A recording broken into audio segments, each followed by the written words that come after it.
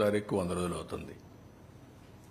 ఈ 100 రోజుల్లో ఇన్ని విపత్కరమైన పరిస్థితులు ఎదుర్కొంటూ ముందుకు పోయే పరిస్థితికి వచ్చాం. దీనికి యాడెడ్ మీరు చూస్తే వీళ్ళ నిర్లక్ష్యం, వీళ్ళ ఫోటోలు, వీళ్ళ పార్టీ కలర్ ఉండే బోట్లు, అవి కూడా ఒక్కొక్కటి 40 మెట్రిక్ టన్నుల బోట్లు, 3 బోట్లు వదిలిపెట్టారు.